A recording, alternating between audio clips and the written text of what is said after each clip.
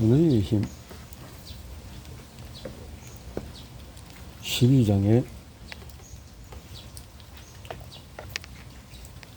인간의 은혜는 거음이 춤을 출 수 있도록 장단을 맞춰지는 깨어진 저전자와 같고 이때 우리는 항상 저를 동정심으로 움직이기를 갈망한다. 마법부터는 사람을 움직이는 말을 들었을 때를 떠올려보라. 루터킹은 다이언을 꿈이 있습니다라는 대정집회 연설, 아버지나 어머니 또는 선생님 말씀을 들었을 때에도 일 수도 있다. 말이 워낙 울림이 강하고 또렷해서 우리의 기억에 영원히 남을 수도 있다. 영국의 소설가 러디어드 키플링은 말은 인류가 사용하는 가장 강력한 마취다라고 했다. 우리는 말의 마법보다 더 중독성이 있을 때를 기억할 수 있다. 존 그라인더와 리처드 밴들러는 성공한 사람들의 연구하면서 많은 공통적인 특징을 발견했다. 그중에 가장 중요한 것은 정보감의 의사소통 능력이었다. 회사 경영자가 성공하려면 정보를 잘 관리하여야 한다. 두 사람은 성공한 리더들은 정보의 본질이 신중하게 접근하고 여기서 알려진 것을 다른 사람들에게 전하는 데 천재적이라는 사실을 발견했다. 중심이 되는 생각을 전달할 때 핵심적인 문구와 단어를 사용하는 경향이 있었다. 또한 성공한 사람들은 모든 것을 알 필요가 없다는 것을 이해했다. 알아야 할 것과 알 필요가 있는 것을 구분하고 알아야 할 것에 집중했다. 그라인더 밴들러는 버지니아 사티어, 프리츠 컬처, 밀턴 에릭슨 역사 등 뛰어난 심리 치료사들이 환자를 치료할 때 동일한 배출의 문구를 사용했다는 것을 알아냈다. 그들은 이 문구를 2년 동안 사용할 시간이었다. 치료기간 중에서 1, 2회만 사용했는데도 좋은 결과를 얻었다. 그랜드와 밴들러의 의견은 그들이 혼란 말한 일은 아니다. 앞에서 지도는 실제 영토가 아니라고 말한 것을 기억하고 있을 것이다. 우리가 경험을 설명하는 데 사용하는 말은 그 경험 그 자체가 아니라 생각을 해낼 수 있는 최고의 언어적인 표현을 부르고 따라서 성공을 실증하는 척도는 원하는 것을 말로 얼마나 정확하게 전달하느냐. 또 우리의 지도가 실제의 땅을 얼마나 실제에 가깝게 나타낼 수 있느냐이다. 우리의 말이 마법과 같은 감동을 준다는 것을 알고 있지만 의사소통이 완전히 어긋나서 절망적으로 잘못된 것도 기억하고 있다. 나는 이런 의미로 말했지만 상대는 완전히 반대의 의미로 받아들일 수 있다. 정확한 언어는 사람들을 유용한 방향으로 이끄는 능력이 있는 반면에 부정하게 언어는 사람들을 잘못된 길로 인도할 수가 있다. 작가 조지 오웰은 바로 이러한 원칙에 기초하여 쓴 작품 1984년에 생각이 언어를 타락시키면 언어도 생각을 타락시킬 수 있다고 말했다. 이번 장에서는 이전보다도 더 정확하고 효과적으로 의사소통하는 데 도움이 되는 동을 알아보고자 한다. 다른 사람들 같은 결과를 얻을 수 있도록 도움을 주는 또 배우게 될 것이다. 우리에게 얽혀 있는 말의 부풀림이나 그걸 없애는 데 사용할 수 있는 간단한 도구가 있다. 말은 벽이 될 수도 있지만 다른 사람을 연결해주는 다리가 될 수 있다. 사람들을 갈라놓기보다는 연결하기 위해서 말을 사용하는 것이 매우 중요하다. 나는 세미나 참석자들에게 얻는 방법을 알려줄 것이라고 말한다. 원하는 것을 얻는 방법은 구하라라고 말하고 도리어 강의 것이라고 말한다. 내가 농담을 하는 것 같은가? 아니다. 구하라는 말의 의미는 징징거리거나 구걸하거나 불평하거나 영원하거나 비굴해지라는 것이 아니다. 누군가가 베푸는 것을 무료로 점심이나 짜장면을 기대하는 말도 아니다. 다른 사람이 너의 일을 대리해주기를 기대하는 것도 아니다. 내 말은 현명하고 정확하게 요구하는 법을 배우라는 것이다. 원하는 성과를 기능하고 달성하는 데 도움이 되는 방식으로 요구하는 방법을 배워라. 앞장에서 원하는 것을 구체적으로 요구해라. 자신뿐만 아니라 사람들에게 자신이 원하는 것을 설명할 수가 있어야 된다. 대체적인 생산 범위든 무엇이든지 목표 설정에서 더 많은 돈을 갖기를 원한다라고 25센트 동전 몇 개를 건네준다. 그들은 요청에서 받았지만 현명한 방법으로 구하지 않았기 때문에 원하는 만큼을 얻지 못했다. 자신을 도와줄 수 있는 사람에게 요청하라. 구체적으로 요구하는 것만으로 충분치 않다. 지식, 자본, 세심함. 오늘 사업 경험과 같은 자원이 있는 사람에게 구체적으로 요구해야 합니다. 예를 들어서 배우자와 갈등이 있다고 가정해보자. 부부관계가 점점 무너질 때에 이때의 마음을 털어놔야 한다. 인간으로서 상황을 최대한 정직하고 구체적으로 말할 수 있어야 한다. 도움을 정말 적절한 사람을 찾으려 무엇이 효과적인지 알아차리는 방법이 중요하다. 인간관계 더 나은 직업, 어떤 것인지 공감해주는 사람과 이야기하는 것에 공감은 경험과 지식과 연결되지 않는 한 아무 쓸모가 없다. 요청할 사람에게 도움이 될 만한 가치를 찾아라. 누군가에게 요청하기만 하면 그가 우리에게 원하는 것을 줄 것이라고 기대하지 말라. 먼저 그를 도울 수 있는 방법을 찾아보라. 사업 아이디어가 있는데 그것을 실행하기 위해서 돈이 필요한 경우에 한 가지 방법은 사업을 통해서 도움과 혜택을 동시에 줄 수 있는 사람을 찾는 것이다. 사업 아이디어가 본인뿐만 아니라 그에게 어떻게 수익을 가져다 줄 수 있는지 그에게 보여주라. 가치를 창출하는 것이 항상 눈에 보이는 것이 아니어도 괜찮다. 우리가 창출하는 가치가 어떤 느낌이나 감정 또는 꾸밀 수 있지만 때로는 그것만으로도 충분하다. 누군가 내게 와서 1,000,000원이 필요하다고 말하면 나는 아마도 다른 사람들에게도 마찬가지입니다 라고 말할 것이다. 그러나 목적을 분명히 해서 다른 사람의 사업을 변화시키기 위해서 돈이 필요하다고 말하는 그 사업 말의 길이 될 것이다. 어떻게 다른 사람을 돕고 어떻게 가치를 창출하고 싶은지를 구체적으로 집중적인 일치된 신념을 갖고 요청해라. 실제는 가장 아끼는 방법은 서로의 모습을 공유하는 것이다. 자신이 요청하는 것에 대해서 확신이 없다면 다른 사람이 어떻게 도움을 줄 수 있겠는가?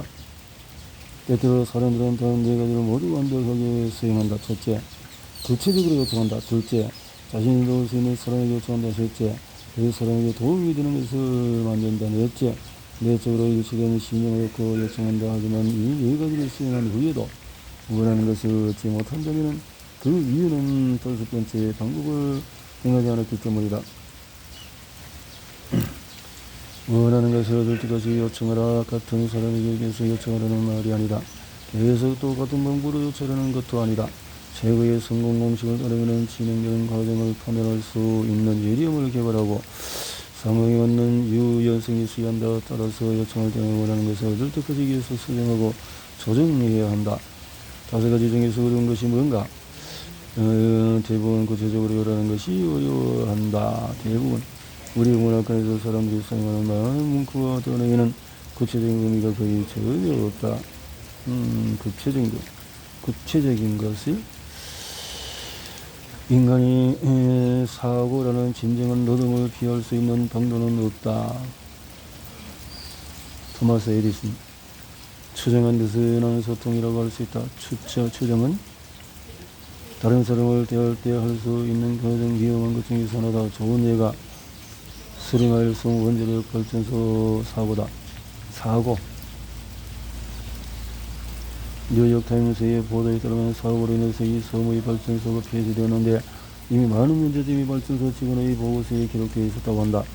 나중에 회사 경영진이 인정했듯이 그들은 다른 사람의 그 문제를 해결해 줄 것이라고 생각했다. 누구에게 구체적인 책임이 있고 무엇을 얘기할지 직접적인 조치를 취하지 않고 어딘가에 있는 누군가의 그 문제를 처리할 것으로 추정했다.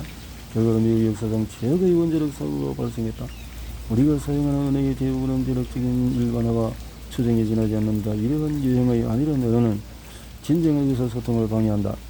사람들이 자신을 괴롭히는 것이 무엇인지 정확히 구체적으로 이해한다거나 원하는 것이 무엇인지 알아내서 문제를 쉽게 해결할 수 있다. 하지만 모호한 표현이나 일반화된 말을 사용한다면 우리는 머릿속에 안겨있는 보풀로 인해 길을 잃을 것이다. 사고적인 의사소통의 핵심은 그 안개를 뚫고 들어가 보풀을 제거하는 것이다.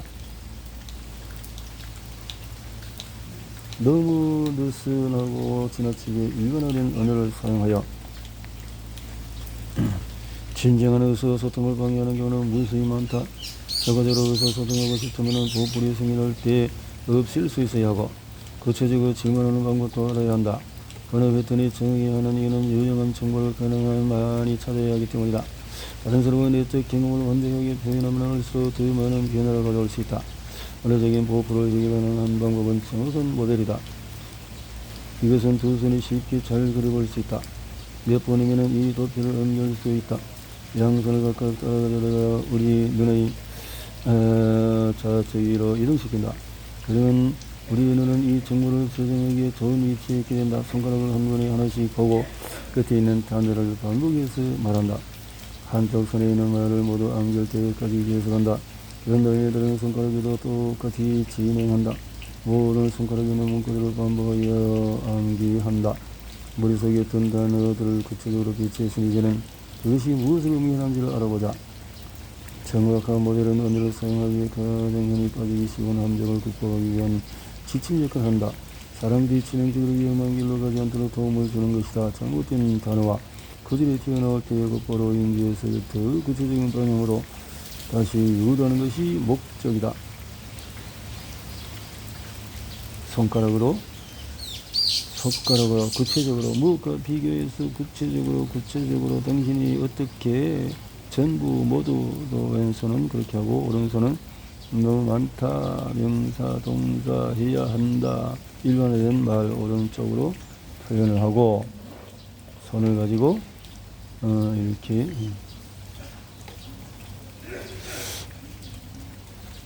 만약에 당신이 그 일을 한다면 어떻게 될까요? 라고 묻는 것이다. 그러므로서 그들이 이전에 미처 인지하지 못했던 가능성을 만들고 행동에서 나올 수 있는 긍정적인 결과와 부정적인 결과를 생각할 수 있다. 내적인 대화에서도 같은 프로세스가 작동한다. 자신에게 나는 할 수 없어 라고 말할 때 다음으로 할 일은 내가 만약에 할 수 있다면 어떻게 될까? 라고 자문하는 것이다. 대답은 긍정적이고 가능하게 행동을 감정을 불어넣는 것이다. 그러면 가능성에 대한 새로운 내적인 표상이 생기고 그러므로서 새로운 내적 상태와 새로운 행동, 새로운 잠재적인 결과가 창조될 것이다. 또 나는 지금 무엇 때문에 일을 하지 못하는가? 이 동선을 나타내는 가운데 손가락으로 넘어가서 구체적으로 어떻게? 라고 물어본다. 나는 우울해라고 말한다면 그는 단지 자신이 꿈쩍하지 못하는 내적 상태를 설명하는 것에 불과하다. 구체적으로 말하는 것이 아니다. 긍정적으로 방식으로 작업할 수 있는 정보도 제공하지 않았다. 불을 걷어내고 막혀있는 내적 상태에서 벗어나라. 누군가 우울하다고 말한다면 구체적으로 얼마나 우울한지 무엇이 그렇게 하는지를 물어볼 필요가 있다. 무엇 때문에? 무엇이? 나는 항상 일을 망치기 때문에 우울해요 라고 말할 수 있다. 다음 질문은 무엇일까? 일반화된 말일까? 그렇지가 않을 것이다. 그래서 당신은 항상 일을 엉망으로 만드나요? 라고 물을 것이다.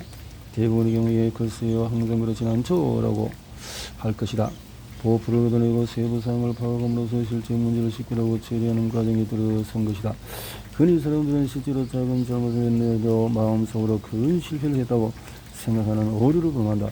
이제 명사와 구체적으로 누가 무엇을 나타내는 또 둘째 손가락을 모은다. 일반화된 문장에서 명사 대답해보라. 불명확한 명사는 최악의 보풀 중에 하나다. 주변에서 그들은 너를 이해하지 못해 또는 그들은 나에게 공평한 기회를 주지 않을까야 라고 말을 자주 하는 것을 들어봤을 것이다. 구체적으로 여기서 말하는 그들은 누구인가? 누군가가 당신의 계획은 별 소용이 없을 것이라고 말한다면 그가 구체적으로 무엇이 문제가 있다고 생각하는지 알아내야 한다. 아니요. 효과가 있을 거예요. 이와 같이 반박한다면 그와 관계가 안 좋아질 수 있거나 또 문제를 해결하는데 도움이 되지 않는다. 문제는 계획 전체에 있는 것이 아니라 작은 부분에 있는 경우가 많다. 전체를 재정리하려고 하면 레이더 없이 하늘을 나는 비행기와 같다.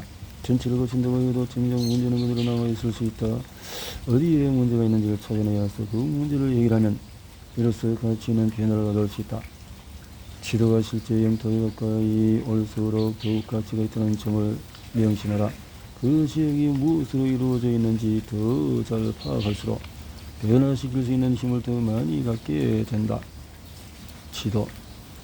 이제 정확화 모델의 마지막 단계다. 양손의 엄지손가락을 내민다. 한쪽 엄지손가락은 양이 너무나 많다. 수가 너무 많다. 값이 너무 비싸다라고 말할 때 또 다른 엄지손가락은 무엇에 비해서 양이 너무 많다고 값이 비싸다라고 말할 때 우리는 다른 형태의 상태를 사용한다.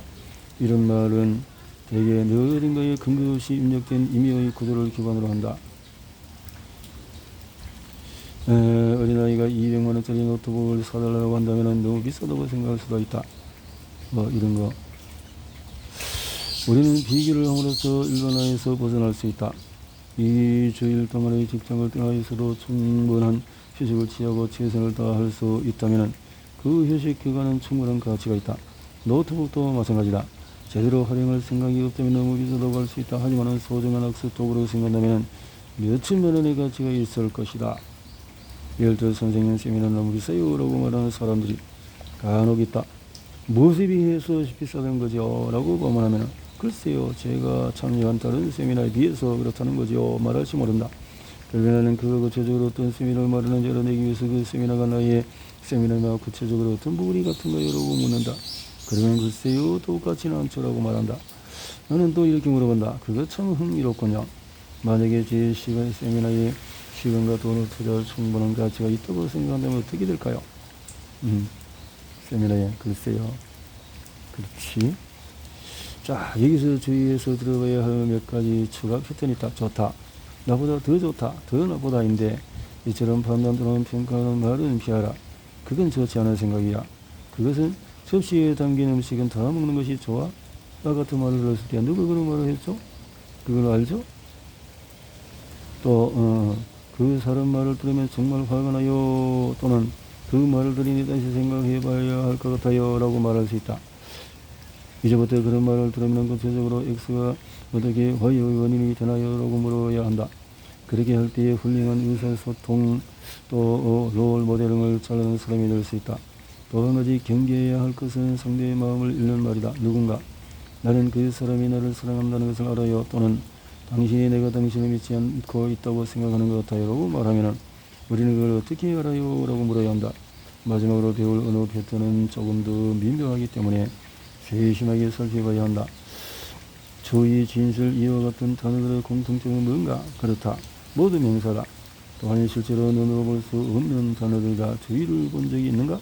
이 단어들은 사람이나 장소 또는 사물도 아니라 주의하다 또 동사에서 온 단어들이기 때문이다. 명사된 단어는 구체성을 잃은 말이다. 이런 명사를 들으면 우리의 경험은 동적인 활력을 주는 것으로 바꾸고 싶어진다. 올바른 질문을 함으로써 의사소통을 통제할 수 있는 다른 방법이 몇 가지 있다. 하나는 성과 프레임이다. 누군가에게 자신을 괴롭히는 것이 무엇인지 또는 무엇이 잘못되었는지를 묻는다면 아주 장황하게 대답을 듣게 될 것이다. 무엇을 원하나요? 또한 어떻게 바꾸기를 원하나요? 라고 질문한다면 문제에서 해결로 대화의 방향을 바꾼 것이다. 대화의 방향으로 제대로 된 질문을 함으로써 이를 수행하라. 나는 무엇을 원하는가? 목표가 무엇인가? 나는 무엇 때문에 여기 왔는가? 나는 당신이 원하는 것이 무엇인가? 내가 나에게 원하는 것은 무엇인가? 이거보다 더 중요한 프레임이 있을까? 왜? 라는 질문으로도 어떻게? 왜? 라는 질문은 우리가 이유, 해명, 변명이나 핑계거리를 만들지만 유용한 정보는 주지 않는다. 자녀에게 왜 수학이 어려운지를 묻지 마라. 더 잘하기 위해서 어떻게 해야 하는지를 물어보라. 유치할 계획을 마무리하지 못한 이유를 계약을 성사시키기 위해서 그 어떻게 바뀔 것인지를 물어보라. 이제 5장의 성공을 위한 신념 7가지에서 살펴본 성공의 원동력의 신념으로 돌아가서 마지막 요점을 정리해 보자.